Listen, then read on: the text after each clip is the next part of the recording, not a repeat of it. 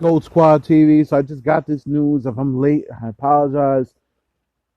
The Celtics and Marcus Smart have come to an agreement on the extension. 4 years, $77 million. I'm glad Smart seen the light and realized that he was probably not going to get more than that in the market. He averaged 13.1 points a game last year, 5.7 assists, 0.5 blocks in 32 minutes. It's going to be interesting to see now how he changes his game. Now, I've been a proponent of trading Smart. However, here's where I don't trade Smart.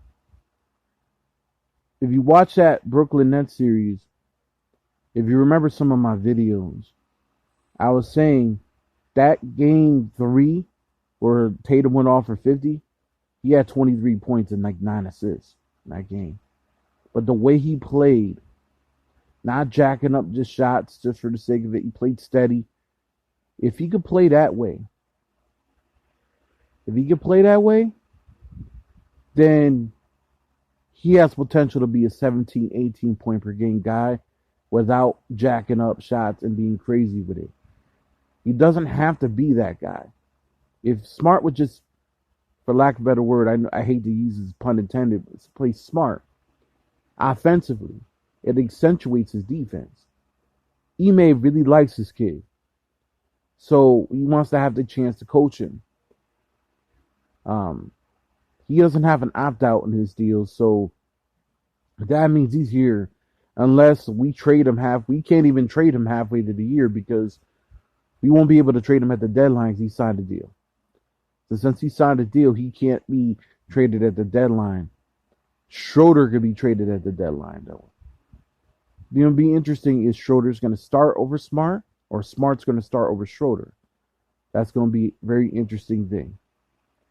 But that means Smart will be here probably when Bradley Beal gets here, if he gets here by next season, if he doesn't stay in Washington.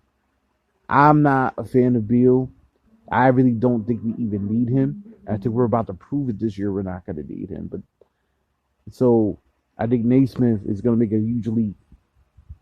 I think Pritchard's going to make a huge leap. Langford, not so much. I think Langford's going to be buried behind that bench behind, Josh Richardson's going to get a lot of minutes. Al Horford obviously is a center. But Josh Richardson's going to get a lot of minutes. Bruno Fernando's going to get minutes. All right. Right now, if I had to say right now, the guy I think is going to get gypped is Romeo. I think Carson will get minutes because of his 3-point shooting. I think even though he's been terrible over the years in Summer League, he's kind of looked like he's starting to change the wave here. I think Ime will give him a little bit of a chance if he doesn't get dealt. Grant's probably not going to get much minutes as far as I'm concerned, unless he comes back and he changes his whole entire game. I just don't see that happening. I can't see him getting minutes over Bruno Fernando. Just don't see it. Especially with Bruno being 6'9", being much stronger. Grant's a strong guy, but he's 6'6", he's undersized. Don't know if you're going to be willing to put him in the game in certain moments, especially when he can't defend on the perimeter. Or Bruno Fernando could pretty much defend any position, at least any of the three, the small forward, the power forward, and the center positions. I don't know what happens now to Chris Dunn. I think he's pretty much good as gone. They're probably going to waive him because he's not going to get any minutes, man. Like, where are you going to get the minutes for him? Especially if they buy out Yam. I don't know if they're going to buy out Yam this year, but if they do buy out Yam, it's pretty much over for Chris Dunn. But even without Yam, I still think it's kind of over for Chris Dunn. I think guys like Sam Hauser is probably going to get minutes, even though he's on a 2-way contract. They'll call him up when needed if somebody's hurt or injured. Guys that are on the bench that are just going to be better fits for what Ime's going to want to do. This is not Brad Stevens' system anymore. Not going to just go and throw anyone out there. That's why I said that Romeo's had a nice summer league, in my opinion. But a lot of people's complaints is that he's not dominating summer league. which I think Summer League gets a bad rap because a lot of those players are playing hungry as hell and they're playing for contracts. I'm not one of those people that sit there and say, well, they're a level below NBA standard players. That's bullshit. Because if that's the case, why are these guys playing so hard and playing on a high level? Those guys have to face NBA talent too. Majority of them guys make a team. Some of them don't. Some of them go to G League. But as long as you're G League worthy in this league, you're an NBA player.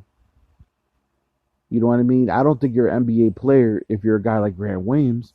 But if you're a guy like Romeo Langford playing against NBA talent in the Summer League, he might not be great, but I don't think he's as bad as everybody's making him out to seem. Like he's supposed to be dominating. I think a lot of people just they have assumptions of why is he in the Summer League then? It's like, well, Summer League's a really competitive league. You just seen a fight go down in one of those games. Sacramento game was a fight. You know what I mean? So those guys aren't small dudes either. So anyway, let me get off the rant. It's going to be kind of interesting to see who's going. I don't know. Maybe they trade Chris Dunn to Memphis for Rondo to get Rondo back. Or maybe even Romeo goes. You never know. Gold Squad TV, leave your comments down below. Smart agrees to a 4-year, $77 million extension. Gold Squad TV, salute, subscribe, leave your likes. Peace.